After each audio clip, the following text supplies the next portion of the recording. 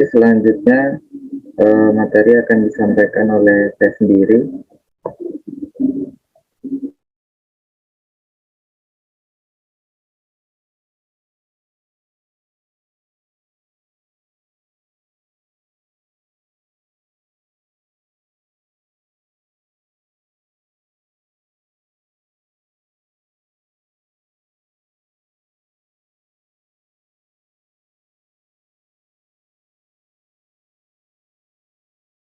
Apakah sudah terlihat share screen-nya?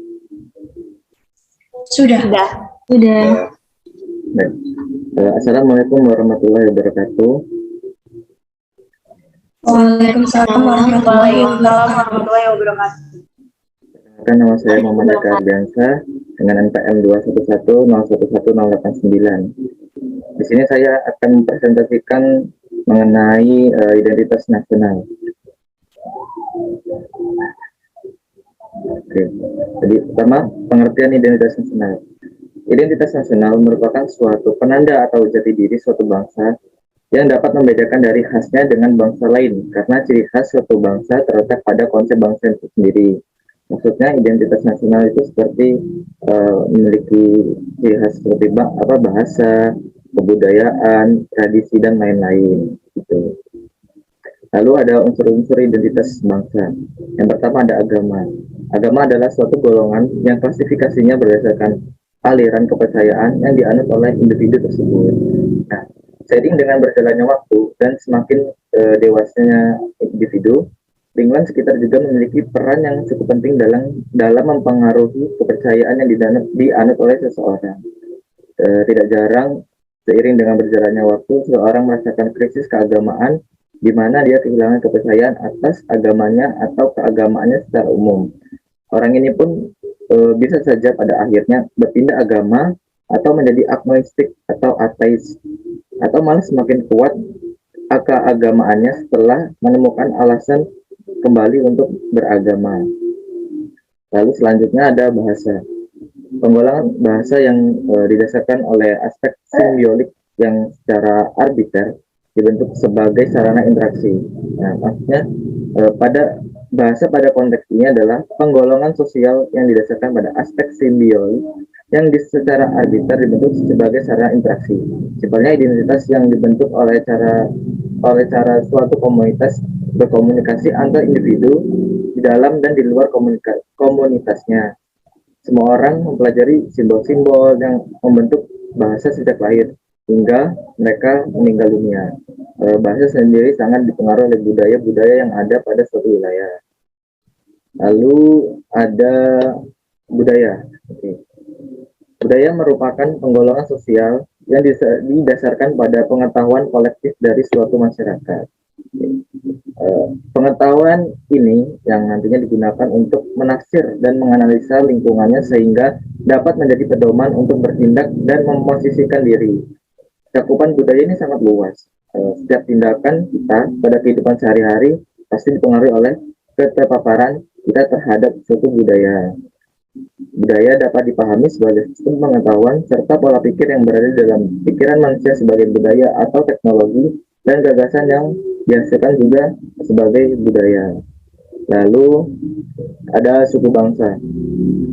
Suku bangsa pada dasarnya adalah golongan sosial yang khusus dan bersifat askriptif. Nah, seorang anak tidak mampu memilih dapat lahir dari suku apa, entah dari suku Jawa, Batak, Asmat, maupun yang sebagainya. Yang mereka dapat lakukan adalah memilih bagaimana bertindak setelah menjadi bagian dari suku bangsa tersebut. Suku bangsa ini merupakan salah satu identitas yang dapat terlihat dengan cukup jelas, namun yang terlihat umumnya bukan sukunya, melainkan budaya yang melekat pada suku tersebut. Lalu ada faktor-faktor pembentuk identitas. Yang pertama ada faktor objektif. Faktor objektif itu meliputi faktor geografis dan demografis. Nah, kondisi geografis yang membentuk Indonesia sebagai negara kepulauan yang memiliki iklim tropis. Indonesia juga terletak di wilayah Asia Tenggara. Hal ini berpengaruh adanya perkembangan kehidupan ekonomi, sosial, dan budaya bangsa Indonesia. Lalu faktor subjektif meliputi faktor sosial, politik, kebudayaan, dan sejarah. Nah, faktor-faktor ini sangat mempengaruhi proses terbentuknya masyarakat Indonesia dan juga identitas bangsa Indonesia. Lalu selanjutnya ada faktor primer. Faktor primer meliputi etnis, teritorial, bahasa, dan juga agama. Indonesia sendiri merupakan bangsa yang memiliki berbagai macam budaya, bahasa, dan agama, meskipun unsur-unsur tersebut berbeda-beda dan memiliki ciri khas masing-masing. Namun, hal tersebut bisa menyatukan masyarakat menjadi bangsa Indonesia. Lalu selanjutnya ada faktor pendorong. Faktor pendorong meliputi eh, komunikasi dan teknologi. Seperti lahirnya angkatan bersenjata dalam kehidupan negara, dalam hubungan ini, ilmu pengetahuan dan teknologi dalam suatu bangsa merupakan identitas nasional yang dinamis. Lalu selanjutnya ada faktor penarik. Faktor penarik meliputi bahasa, birokrasi yang tumbuh dan sistem pendidikan.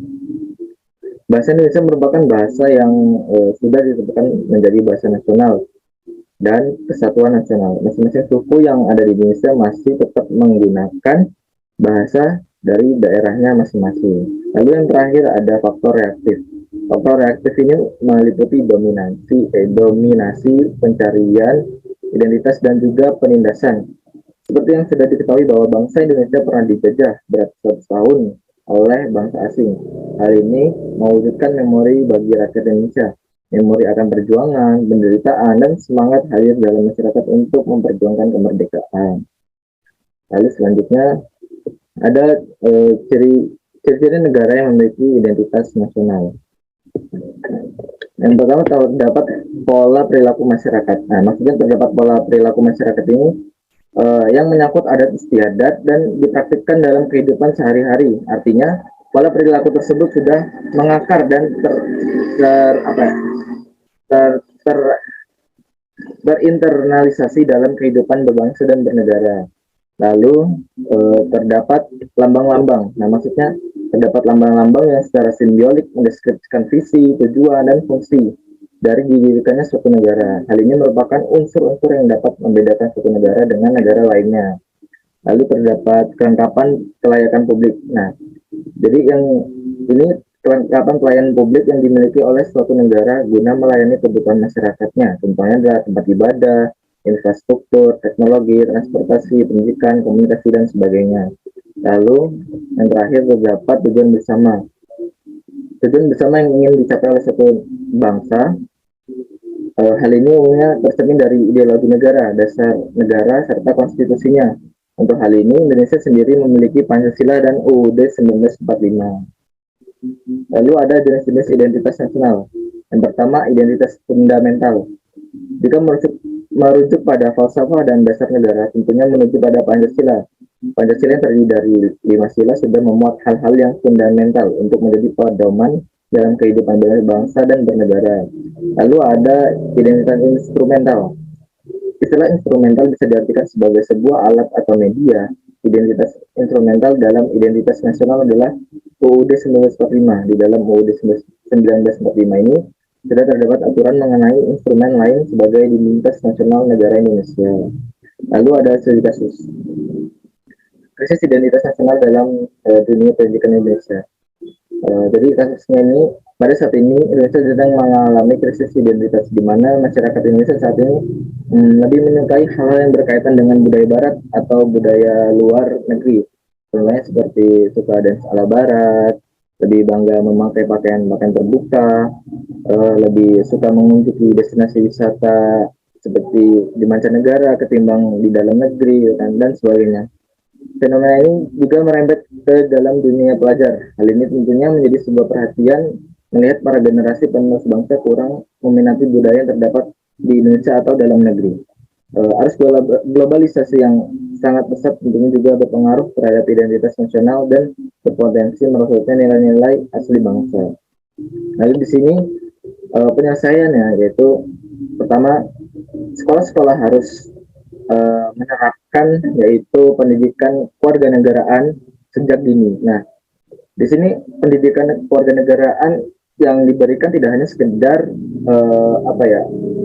materi saja, melainkan harus ada aksi atau actionnya. Jadi percuma saja gitu kalau misalkan kita memberikan sebuah teori, namun tidak ada uh, action atau hal yang dilakukan. Seperti contohnya untuk menjaga atau melestarikan budaya-budaya Indonesia perlu diadakannya misalkan pentas seni atau melakukan kunjungan ke museum-museum Indonesia yang memiliki misalkan alat musik tradisional, terus macam-macam pakaian adat di berbagai macam daerah dan sebagainya.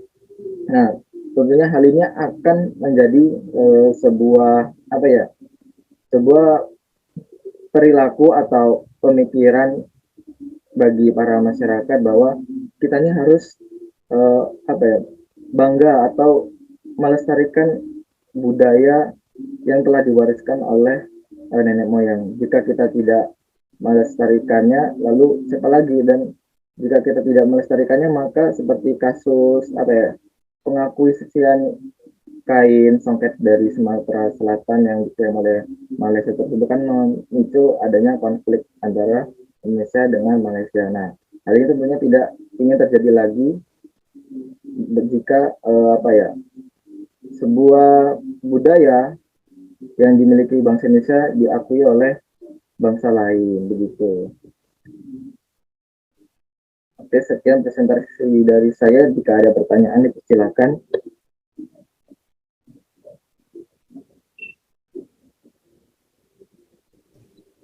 Izin bertanya, Ardi. Ya, silakan. Tadi kan di presentasi salah satu identitas nasional itu kan budaya ya. Ya. Nah, bagaimana tanggapan Ardi terhadap budaya kita yang sering diklaim? Misal Malaysia kemarin kan pernah klaim bahwa songket itu dari mereka, budaya mereka kan, bagian dari budaya mereka. Nah, itu bagaimana tanggapannya? Dan misal kalau kita lihat dari sisi mereka juga kan sebenarnya nggak salah juga. Soalnya kita kan satu rumpun Melayu.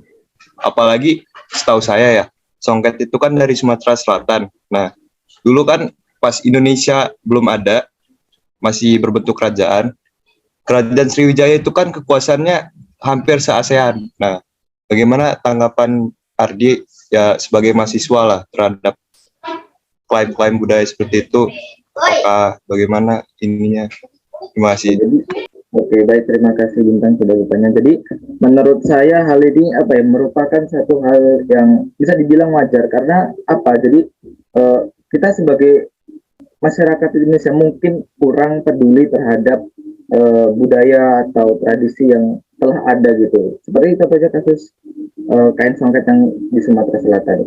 Malaysia bisa mengakuisisi atau mengklaim bahwa kain ini berasal dari mereka karena kita sebagai warga negara Indonesia apa ya, tidak peduli gitu, tidak merasa kita punya, walaupun sebenarnya kita ada, mungkin kita kurang rasa peduli, rasa memiliki terhadap budaya yang telah ada. Jadi ya walaupun kalau kita melihat secara historis bahwa kerajaan Sriwijaya meliputi seluruh wilayah Asia Tenggara memang benar, akan tetapi kita mempunyai apa ya, suatu ciri khas di wilayah kita masing-masing. Mungkin di Malaysia ada sendiri kain apa ya, seperti songket, cuma bukan kain songket bahasanya, mungkin entah yang lain atau apapun.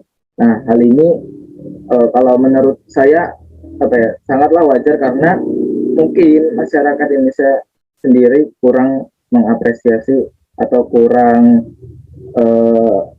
peduli terhadap budaya yang kita miliki, begitu. Seharusnya masyarakat bisa lebih menghargai apa yang telah diwariskan oleh nenek moyang, gitu. Apakah menjawab? Ya, terima kasih Ardi. Oke, baik. Untuk presentasi kali ini saya buka hanya satu sesi. Saya akhiri presentasi saya. Apabila ada kesalahan, saya mohon maaf. Saya akhiri. Wassalamualaikum warahmatullahi wabarakatuh. Waalaikumsalam warahmatullahi wabarakatuh.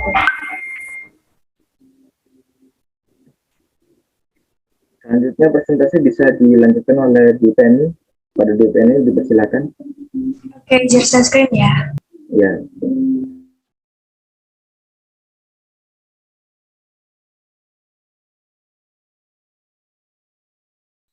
Baiklah, Assalamualaikum warahmatullahi wabarakatuh. Waalaikumsalam warahmatullahi Waalaikumsalam warahmatullahi Waalaikumsalam. wabarakatuh. Perkenalkan, nama saya Dwi Penny dengan NPM 2111011024. Di sini saya akan mempresentasikan mengenai identitas nasional. Nah, sebelum masuk ke dalam materi, kita harus mengetahui terlebih dahulu apa sih sebenarnya identitas nasional itu. Nah, identitas secara terminologis adalah suatu ciri yang dimiliki oleh suatu bangsa yang membedakannya dengan bangsa lain. Identitas suatu bangsa tidak dapat dipisahkan dengan jati diri bangsa atau bisa disebut juga sebagai kepribadian bangsa. Nah, seperti yang kita ketahui tadi bahwa identitas itu merupakan ciri-ciri atau sifat khas yang melekat pada suatu hal sehingga menunjukkan keunikan tersendiri serta membedakannya dengan hal lain. Identitas nasional bangsa Indonesia sendiri dimulai dari identitas manusia dan diakhiri dengan integrasi nasional. Yang pertama ada identitas manusia. Yang menentukan identitas manusia baik secara individu maupun kolektif adalah perpaduan antara keunikan-keunikan yang ada pada dirinya dengan merujuk pada pengimplementasian nilai-nilai yang dianut oleh individu itu sendiri. Artinya, kita individu itu kan memiliki keunikan atau perbedaannya masing-masing dengan individu lainnya. Individu satu dengan individu lainnya itu tidaklah sama. Nah, identitas manusia itu terbentuk ketika bagaimana keunikan yang ada dalam diri kita itu diimplementasikan sejalan dengan nilai-nilai yang telah kita... Maaf Dwi Penny, Ya, suaranya semakin kecil. terdengar belum?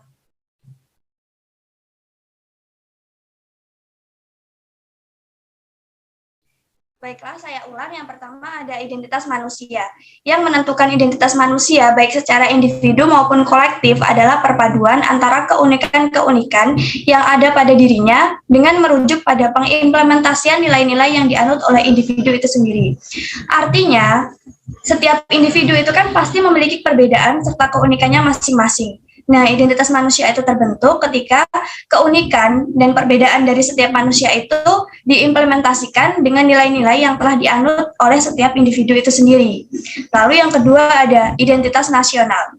Identitas nasional bangsa Indonesia bersifat pluralistik atau beraneka ragam, baik menyangkut sosial kulturalnya ataupun religiulitasnya.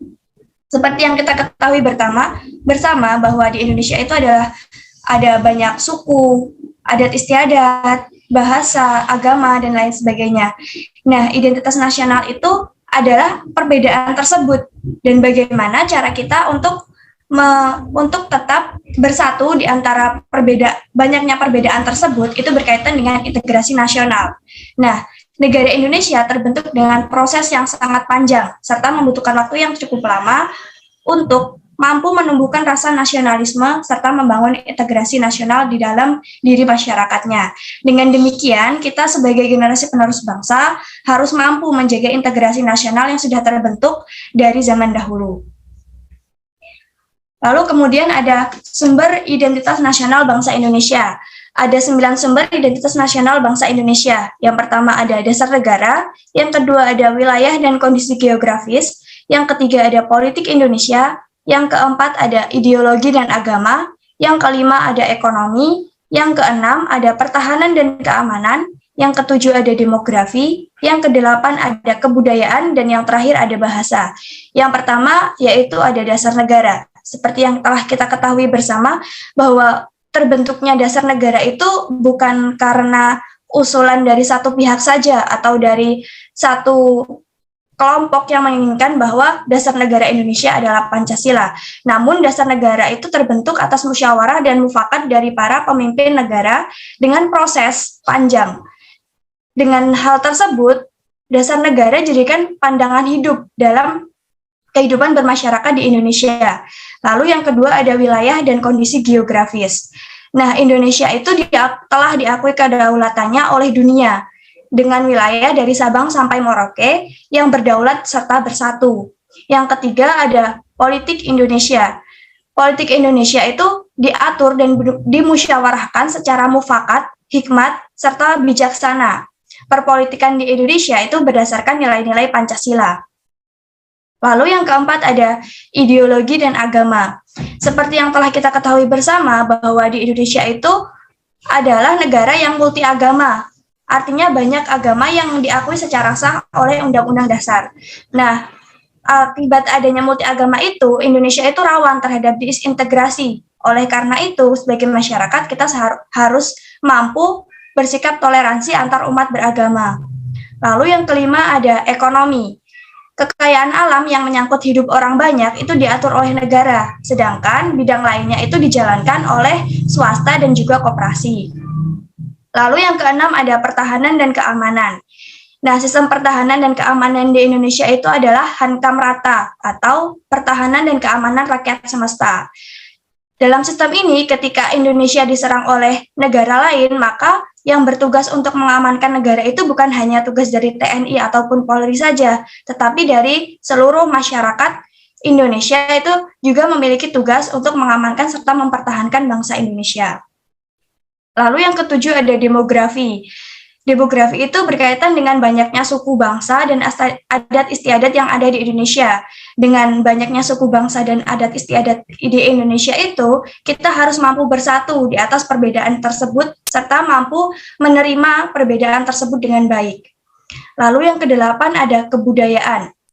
Terdapat ratusan kebudayaan di Indonesia yang membentuk identitas nasional Indonesia sebagai bangsa yang dilahirkan dengan kemajemukan identitasnya. Lalu yang terakhir ada bahasa. Nah, seperti yang kita ketahui bersama bahwa bahasa pun di Indonesia itu sangat beragam. Ada bahasa Jawa, ada bahasa Sunda, ada bahasa Lampung, dan banyak bahasa lainnya. Namun, sebagai bahasa nasional yang diakui itu adalah bahasa Indonesia. Lalu yang selanjutnya ada kondisi identitas bangsa Indonesia. Di sini saya menggabungkannya dengan contoh kasus, yaitu yang pertama ada dalam perekonomian, pola hidup masyarakat yang mengagungkan produk asing. Lalu yang kedua ada dalam kebudayaan, kehidupan dan kebudayaan yang berbau kebarat-baratan dianggap lebih tinggi statusnya di masyarakat dan lebih modern. Seperti yang kita ketahui bersama bahwa banyak masyarakat di Indonesia yang menganggap bahwa ketika seseorang mampu membeli produk dari produk asing, bukan produk asli Indonesia, itu kedudukannya di masyarakat itu lebih tinggi. Begitu juga dengan mereka yang mengembangkan kebudayaan kebarat-baratan. Berbeda jika kita menggunakan produk Indonesia, produk asli Indonesia, serta melestarikan kebudayaan yang ada di Indonesia, maka itu dianggap seperti kuno. Nah, solusi dari masalah ini adalah kita harus mampu menanamkan rasa cinta tanah air, mencintai produk dalam negeri, serta kita harus mampu melestarikan budaya serta adat istiadat yang ada di bangsa Indonesia ini, sehingga tidak luntur oleh budaya barat, serta juga melestarikannya. Ketika kita mampu melestarikannya, maka budaya itu akan terus berkembang dari masa ke masa dan tidak akan tergerus oleh globalisasi maupun budaya kebarat-baratan. Baiklah, sekian presentasi dari saya. Jika ada yang ingin bertanya, saya persilahkan.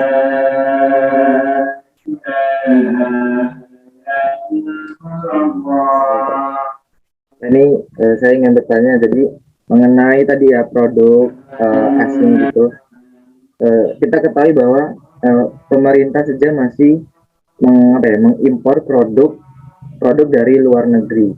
Nah, untuk dikonsumsi oleh masyarakat Indonesia.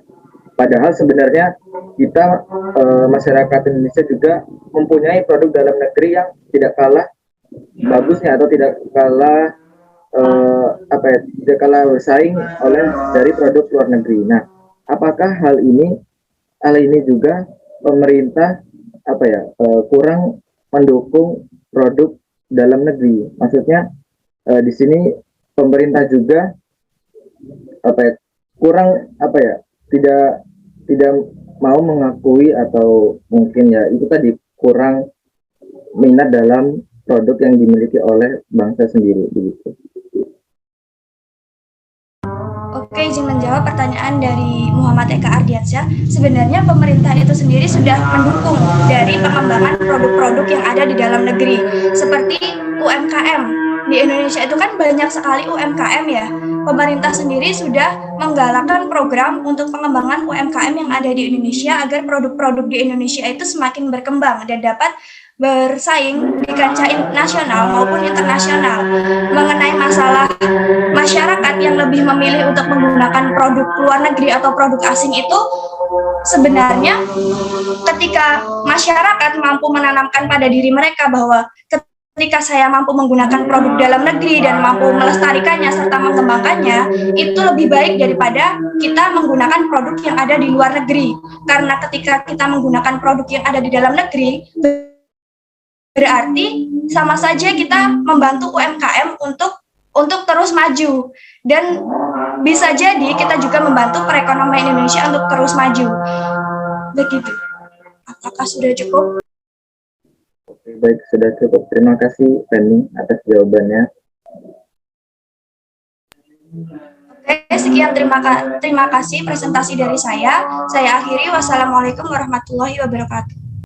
Waalaikumsalam. Waalaikumsalam warahmatullahi wabarakatuh. Baik, terima kasih untuk kawan-kawan semua yang sudah berpresentasi pada sore hari ini. Kami dari kelompok 9 mengucapkan terima kasih. Bila ada salah, kami mohon maaf. Baik, kami tutup. Wassalamualaikum warahmatullahi wabarakatuh. Waalaikumsalam warahmatullahi wabarakatuh. Waalaikumsalam warahmatullahi wabarakatuh.